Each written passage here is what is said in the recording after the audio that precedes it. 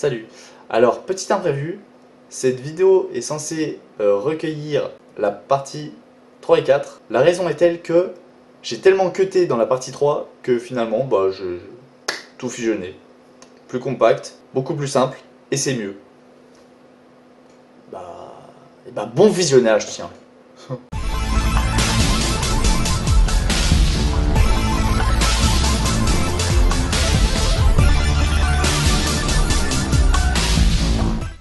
Et là, on attaque le lycée. Enfin, je me suis redirigé vers la vente. Voilà. Nouvelle année, nouvelle base, on se dit on reprend tout depuis zéro. Tranquille, entre guillemets, j'ai eu fait des stages, à Leclerc. Cette année-là, ouais, c'est 2 fois d'affilée. Pas vraiment une grosse anecdote, sachant que vas-y, on écrit des trucs, des pages comme ça, des tartines.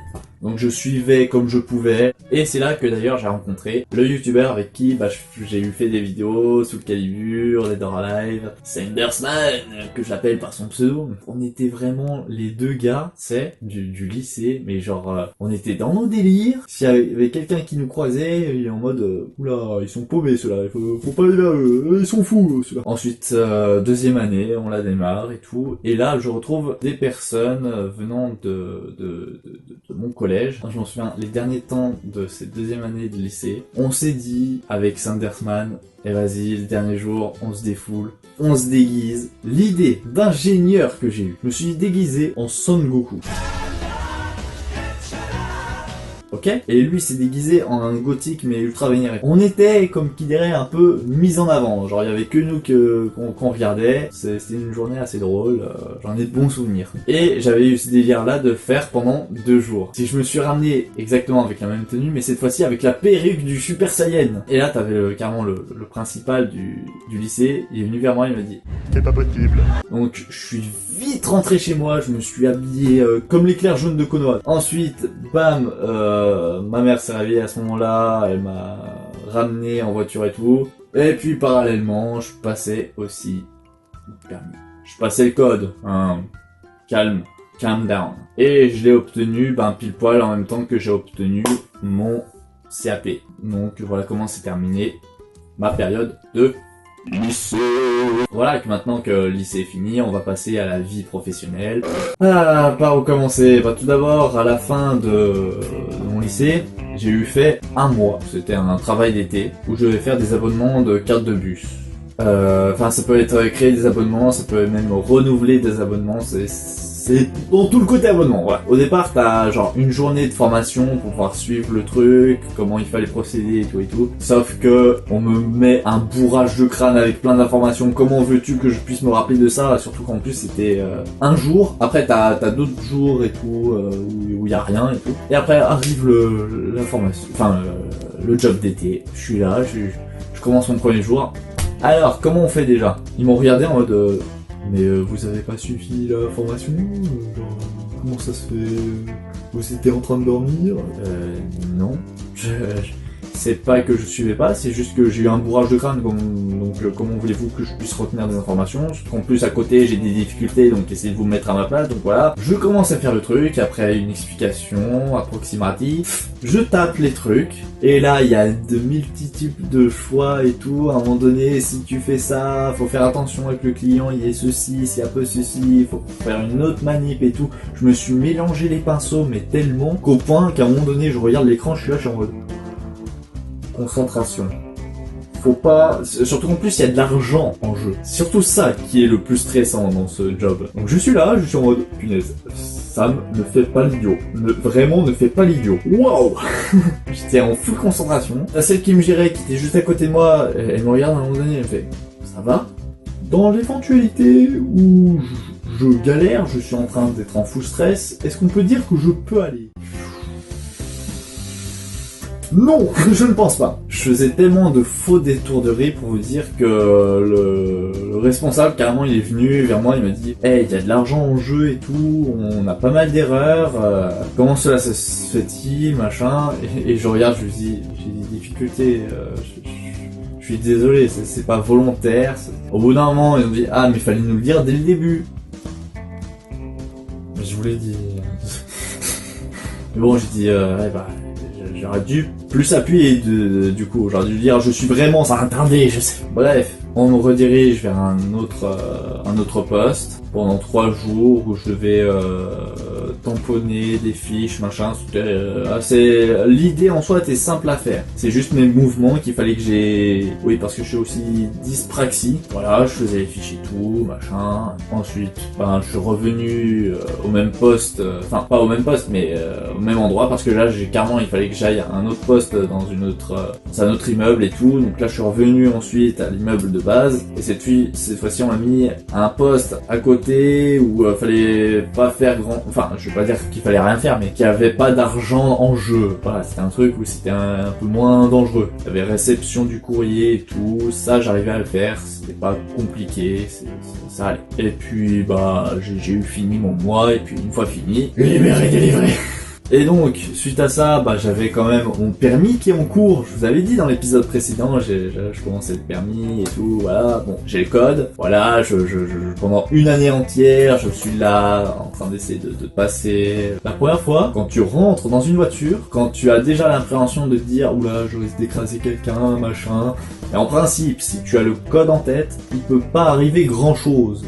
Hein, personnellement, si t'as tous les codes. Après, si c'est un malade mental qui fait n'importe quoi avec son code, là c'est pas toi qui es en tort, c'est lui qui est en tort. Apparaître dans ce cas de figure-là, il devrait rien t'arriver. Voilà, je le passe une fois, sachant que ça se fait pas comme ça d'un coup. Hein, non, c'est sur plusieurs mois, étalé. J'ai pas fait de la conduite accompagnée, j'ai fait de la conduite supervisée. Je l'ai échoué une fois, j'ai échoué 2 fois, 3e fois j'étais là. Ouais, mais là, on a tellement mis dans le permis que faut que je le passe une 3e fois, tu vois. Histoire d'avoir pas payé tout cet argent pour rien. Sachant parenthèse que pendant que je passais mon permis, à côté, il fallait que je cherche du travail. Et là, pour pouvoir trouver du travail, c'est des choses difficiles. Entre le fait que je n'ai pas mon permis, la vente, c'est pas vraiment mon délire au final parce que j'ai choisi parmi ce qu'il y avait et que finalement, parmi mon stage, la meilleure vente que j'ai pu faire, c'est une machine à laver et un sèche-linge. Non pas parce que je lui dis, allez, le client achetez ça, c'est très bien pour vous. Non, parce que le client savait très bien ce qu'il voulait. Je lisais la fiche technique, hein, vraiment comme un client ferait, il a la fiche technique. C'est la meilleure vente que j'ai pu faire. Et je suis jamais allé aux caisses. Je pense que si j'irais en caisse, je ferais un arrêt cardiaque parce que, même si on dit que tout est automatisé, il y a quand même un programme à rentrer, il y a quand même des articles à faire passer, t'as une queue qui attend, c'est pas le truc que je ferais, voyez-vous. Et puis j'arrive enfin à avoir mon permis pour la 3e tentative. Et là j'étais aux anges. En fait il a fallu que je passe tout en dernier, histoire de relativiser, de me préparer psychologiquement, de me dire ok je vais rouler tranquillement, je vais être sûr de moi. Je l'ai passé, j'y suis allé tranquillement. Le seul truc qui s'est passé pendant la conduite, c'était, j'ai roulé sur un trottoir, mais, enfin, c'était suite à un virage, parce que on arrivait sur un sens, t'avais une route comme ça, et toi tu arrivais de sens, donc c'était à gauche ou à droite. Et vu que le trottoir était un peu arrondi, machin, il fallait pas vraiment tourner à fond, je suis pris le trottoir, mais ça allait. Pourquoi? Parce que je savais gérer la situation. Je regardais tout autour de moi, je faisais mes vérifications, je voyais que personne ne pouvait être en danger. À partir du moment que l'examinateur voit que vous vous inquiétez de tout ce qui se passe autour de vous, il se dit « Ah, il y a quelque chose. Il y a quelque chose. » Bon, bien sûr, il faut que vous manipulez bien le volant et tout. Bien sûr, bien évidemment. Donc, à part cet épisode-là, dans cette conduite-là, dans le globalité, je me suis bien débrouillé. Après, il faut faire aussi bien attention aux priorités. Alors ça, faut faire attention parce que les priorités, des fois, c'est tellement fourbe, des fois vous les voyez pas vraiment. Donc à tous les coins de rue, je regarde à droite. Je m'en fous, même si c'est pas une priorité, je regarde à droite, je fais attention au marquage au sol, au panneau, je fais attention.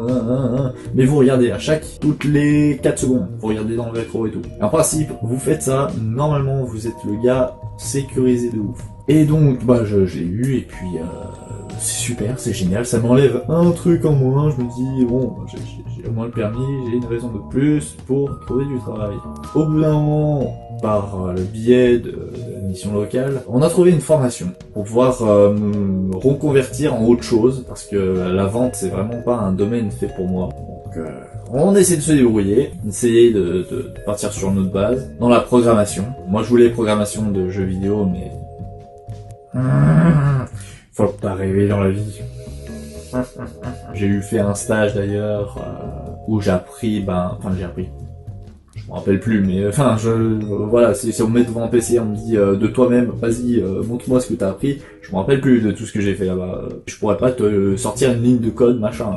Surtout, faut dire que à ce moment-là, j'étais pas vraiment chez moi de base, j'étais hébergé pendant 4 mois. Bon là, c'était organisé avec des personnes qui avaient une reconnaissance handicap, RQTH, oui, parce que avec le temps, on voit que mes handicaps étaient suffisamment là pour dire que je suis quand même reconnu handicapé, mais je suis quand même à une certaine limite, tu vois, on voit que je suis quand même quelqu'un de sensé, mais tu vois, j'aurais la tête d'un trisomique. Là, on dira, il y a pas d'hésitation, si. Moi, j'ai pas de tête de trisomique, donc c'est ma pomme. Voilà. Manger 5 fruits et légumes par jour, c'est bon pour la santé. Yo, ici le raccourci. En résumé, je fais le stage pendant 3 semaines où j'essaie d'apprendre le JavaScript, le HTML et CSS, je sais plus. Le HTML, ça va, je peux gérer. Le CSS, ça peut encore. Mais le JavaScript, c'est pas un truc fait pour moi. À la fin de mon stage, celui qui m'encadrait a remarqué que soit il me fallait un temps d'adaptation conséquent, c'est-à-dire très grand, ou alors, si j'étais pas fait pour ce milieu. Finalité, étant donné que je n'aime pas la concurrence, j'ai opté pour une autre voie. La suite. Et si en plus, à côté de cela, tu rentres le soir, t'as certaines leçons morales, la journée, tu vois, t'es bien épuisé, t'as envie de passer à autre chose, t'as envie de faire souffler ton cerveau, surtout pour une personne qui épuise toute son énergie de concentration et tout toute la journée. Le soir, il a pas envie de se casser la tête, il a envie de reposer, parce que là, peu importe ce que tu vas dire, ça va rentrer, ça va ressortir. Hein. Quand ça passe des fois à 2 heures non-stop et surtout, ce soir c'était lourd, hein. Je voyais même le soleil se coucher, hein. Ça, sans blague. Bref. C'était une époque, heureusement c'est fini. Bref, en tout cas, j'ai fait cette formation là-bas pour me rendre compte qu'au final, programmateur n'est pas fait pour moi. Donc, finalité des choses, je suis rentré chez moi. Donc, une fois cette formation finie, je suis rentré chez moi. J'ai voulu faire des démarches pour quand même essayer au maximum de pouvoir pousser la programmation jusqu'au maximum du paroxysme, NDR. C'est alors qu'en faisant plein de démarches pour entrer dans une école, programmation, je reçois un mail, je ne veux pas te voir dans cet établissement. Ni bonjour ni rien. Bref, ça m'a saoulé, du coup j'ai changé de voie. Mais c'est pas fini. Plus tard, je postule dans une usine de cacahuètes. Entretien d'embauche, nickel. Visite du site, nickel. On me donne une date. La veille, allô monsieur, vous ne pourrez pas rentrer cette date-là, c'est pas possible, on vous décale la semaine prochaine. Ok. Le jour où je devais commencer, dring dring, monsieur, on vous attend. Le pire, c'est que j'étais occupé ce jour-là. Du coup, j'y suis pas allé. On attaque la nouvelle semaine. Dring dring. Désolé, la semaine de décalage qu'on vous a dit de venir, vous ne pourrez pas venir. Par contre, on vous suggère de vous préparer ce jour-là. Vous faites comme si, on peut pas vous confirmer, mais faites comme si vous devez y aller. Ok. Je me lève, 3h du mat, je déjeune, je m'habille. J'envoie le texto comme quoi je suis prêt. Non, je vais pas faire des kilomètres pour rien. Je suis pas timbré non plus. 4h du mat, l'heure où je devrais commencer. On vous a jamais demandé de venir, ce jour-là. Mais ils me prennent pour un boucherou. J'en ai plus entendu parler de cette boîte. Passons à la suite. Donc, en clair, pendant toute cette période, voilà, je suis là, et à côté, j'ai des contacts qui commencent à se réduire, qui se régressent, qui refroidissent pour certaines personnes. Il n'y a pas eu forcément d'embrouille, mais je sais pas, ça se refroidit, le contact se passe moins. Psychologiquement, ça joue avec, et... Bon, étant donné qu'il parle trop, je prends le relais. J'ai trop écouté. En plus, la nuit, elle tombe super tôt, là. Du 07 2018 au 08 2018, manutentionnaire. En gros, préparateur de commande. En intérim, je me donne tellement à fond qu'on aurait dit un taré. À la fin, je me ramasse quoi?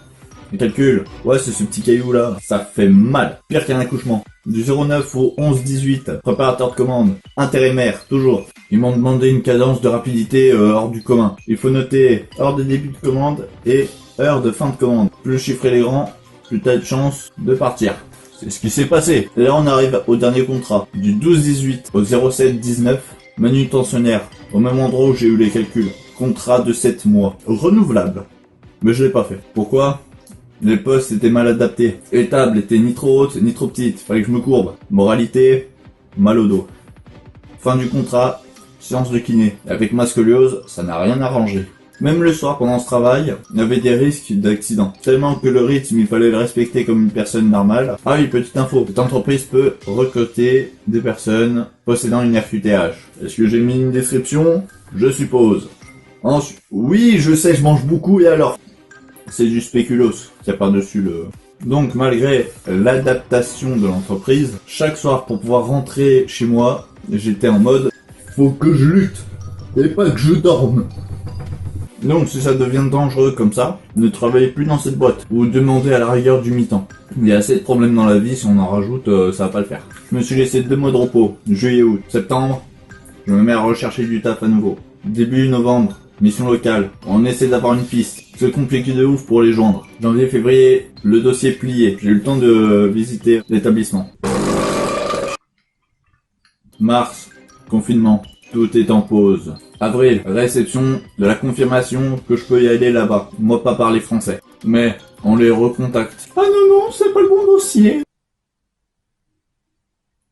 Heureusement qu'on nous a quand même appuyé le dossier et que de deux, on nous ait accepté quand même. Sinon j'aurais pété un câble. Août, dring. On vous donne une date pour faire une journée pré-accueil en septembre. Ok, je la fais. Début octobre. Dring, semaine de pré-accueil. Entre parenthèses, 2 jours. Comme ça, on se rend un peu compte la nuit comment que ça se passe. Début de semaine. Dring. Désolé, vous pouvez pas venir parce que on fait une réorganisation du planning. Et en plus, il y a des problèmes de douche. What? On vous tiendra au courant dans novembre. Dernière semaine d'octobre. Je reçois la convocation pour la semaine prochaine. Dernier vendredi d'octobre. Donc, si je devais résumer ceci...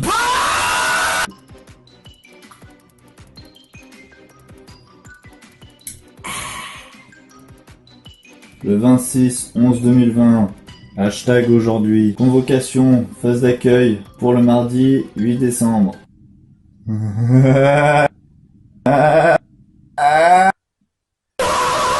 Ça se trouve, c'est le début d'une blague. Et quand on va arriver à le début de cette semaine, eh ben, il y aura un problème, je pourrai pas y aller.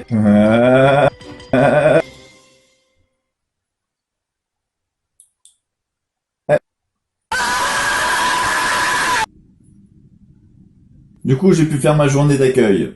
Cool. Et ils m'ont donné une date. Le 4 janvier! Donc, au pire, s'il y a un 3e confinement, j'en profiterai de ce temps-là pour voir continuer le montage de mes vidéos. Punaise, 1 an pour rentrer là-bas. 1 an! Alors, pour la formation de l'ADAPT, sachez une chose, c'est que j'en ai parlé déjà dans cette vidéo-là. En résumé, pour remettre dans le contexte, c'est une formation qui se déroule en 2 parties distinctes. La première sur ordinateur où tu dois en gros remplir un questionnaire de je sais pas combien de pages, genre limite plein de questions sur tout et n'importe quoi, limite qu'est-ce que tu as mangé hier. C'est complètement faux, c'est caricaturé bien sûr, mais beaucoup de questions. Par exemple, dans telle et telle circonstance, que faites-vous? Et ben je casse du gravier, lol. Enfin bref, si vous voulez avoir plus d'infos, n'hésitez pas à visionner du coup cette vidéo à partir de ce moment-là. Voilà, et ne cassez pas la tête, ok? Pour revenir vite fait à un truc que je vous ai dit, le fait que j'avais de moins en moins contact, sachez que cette période-là, je commençais à mal le vivre. Dans le sens où je me sentais de plus en plus seul. Et pour moi, je l'ai vécu presque comme une sorte de déprime. Alors, je sais, il y a plusieurs degrés de déprime. Hein. Il y a les petites, les grosses, et puis, bien sûr, cela dépend de chaque personne. Hein, en fait, chacun va vivre la déprime de façon différente, dans des degrés différents. La déprime, pour moi, ça veut tout dire comme ça veut ne rien dire. Donc, poète de camembert. Je trouve ça drôle. Du coup, ouais, même à ce moment-là, je repensais à la fameuse personne qui m'a recalé d'une façon ou d'une autre, d'une force, mais qui a majoritairement bien fait. Après, peut-être, elle aurait dû faire d'une autre façon. Enfin, en fait, je sais pas. À un moment donné, on l'a fait comme on l'a fait, on s'est débrouillé comme on pouvait. Voilà, donc je vais même pas critiquer réellement sa façon de faire. Voilà, elle l'a fait comme elle pouvait. Donc, plus le temps passait, et plus dans cette période-là, je commençais à ragé en fait. Intérieurement, je me suis dit, mais vas-y, moi je voulais juste parler avec elle, je voulais faire connaissance et tout, et c'est toutes nos conversations, j'avais l'impression que c'était du froid, qu'elle était distante et tout. Alors certes, oui, ok, je m'y prenais mal, machin, mais je voulais établir au moins le contact et oh, on rentre du boulot. Rien à voir. À un moment donné, j'étais carrément en colère contre elle, alors que finalement, il fallait que j'assume un peu ma part en fait. Du coup, plusieurs années se sont passées, et puis voilà, en faisant quelques travaux par-ci, par-là, à droite à gauche, en y pensant de moins en moins. Alors après, je ne sais même plus par quel procédé ça s'est passé ainsi, mais j'en suis venu à repenser à cette personne. Et je me suis arrêté 5 minutes et je me suis dit, attends. Mais en fait, c'est complètement normal qu'elle ait agi comme ça. En fait, bien souvent, on a une façon de voir les choses, alors qu'en fait, la réalité est tout autre. Et je me suis dit même, c'est dingue d'en arriver à des sentiments presque extrêmes, en fait, pour une personne qui, à la base, se comporte de façon normale, en fait. Alors, je sais pas si c'est le fait d'avoir travaillé ou qu'il y ait du temps qui est circulé, mais je trouve... J'estime avoir quand même progressé avec maturité. Et bon oui, cette réflexion-là, je l'ai pas fait genre hier ou il y a un an. Il y a quand même quelques années de cela. Je me dis, mais dommage que j'ai agi comme ça en fait. J'aurais agi complètement autrement, enfin comme j'aurais agi là actuellement, ça ne serait pas du tout passé comme ça en fait. Enfin bref. Si j'ai un message à vous faire passer, pour ceux qui débutent dans les sentiments et tout, genre amour et machin, ne soyez pas cringe, voilà, et n'harcelez pas les personnes. Vraiment, c'est le pire des choses à faire. Le mieux que vous avez à faire, c'est parler avec la personne, de façon correcte en fait. Ah bonjour, machin, je voulais apprendre à te connaître, machin, et puis vous verrez ce qu'elle vous dit, cette personne, et puis vous adaptez à sa réponse, voilà. Mais surtout, n'harcelez pas ces personnes. Que ce soit l'amitié, l'amour, être pote ou machin, c'est des choses qui ne se forcent pas. C'est des choses que soit ça vient naturellement ou soit ça ne se fait pas. Enfin bref, il me semble que j'ai pu tout dire. Et je pense que je vais quand même faire une vidéo encore à côté pour parler un peu des suites, des événements, qui suit du coup la chronologie de cette playlist. Voilà, comme ça vraiment toutes les vidéos sont répertoriées dans l'ordre. Vous serez entre guillemets vraiment pas perdu en fait. Sur ce, je vais repasser le fil à la vidéo originale. Et voilà, on arrive à la fin de cette dernière anecdote. Sur ce, n'hésitez pas à lâcher un pouce bleu, à commenter, à partager, à vous abonner, à activer la cloche, à me soutenir sur Utip, sur Tipeee gratuitement. Je n'ai plus qu'une chose à dire, ciao tout le monde, je me dis les 2 anciennes vidéos, le bouton s'abonner et l'harmonie de la fin de cette vidéo. Chaud.